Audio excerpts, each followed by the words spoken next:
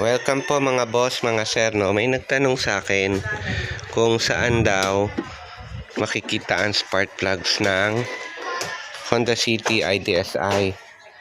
So, 8 po ang spark plugs nito, 8 rin ang coil packs nito. So, papakita ko po sa inyo, stay tuned lang.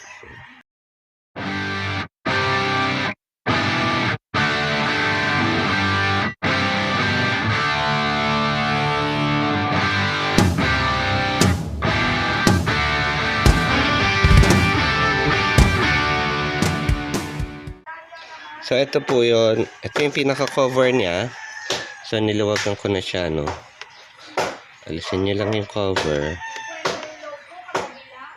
1.3 po to, Honda IDSI. Saka yung mga Honda Jazz. IDSI, 1.3 rin po. Pero matulin siya. Kaya siya matulin kasi iba yung design niya. 8 yung spark plugs niya, eh. So, pakita ko po sa inyo. Ito po yung cover niya. Tanggalin nyo lang.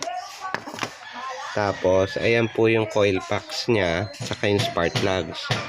Bali, 1, 2, 3, 4.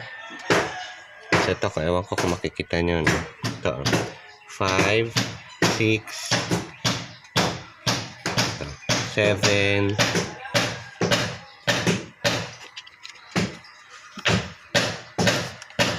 8. Ito po, 8. Ayan, 8. So, 8 po ang spark plugs niya. Itong Honda City IDSI na 1.3. So, 8 coil packs din siya.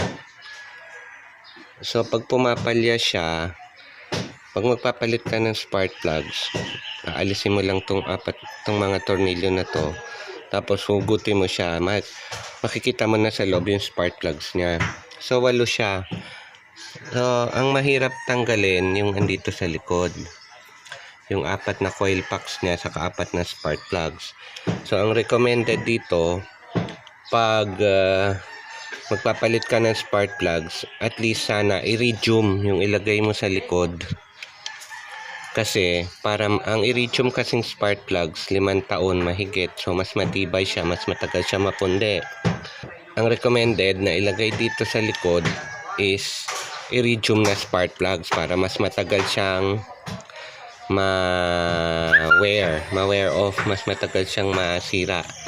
Kasi mahirap siyang palitan. So, magtatanggal ka pa nito, ito, bago mo matanggal yung spark plugs niya sa likod.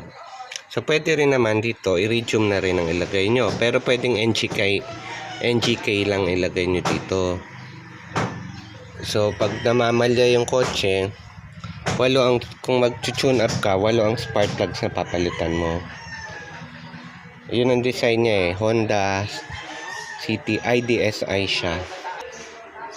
Mas magastos siya actually pag sa maintenance kasi 8 spark plugs ang papalitan mo at 8 coil packs yung ite-testing mo. Pero matulin siya.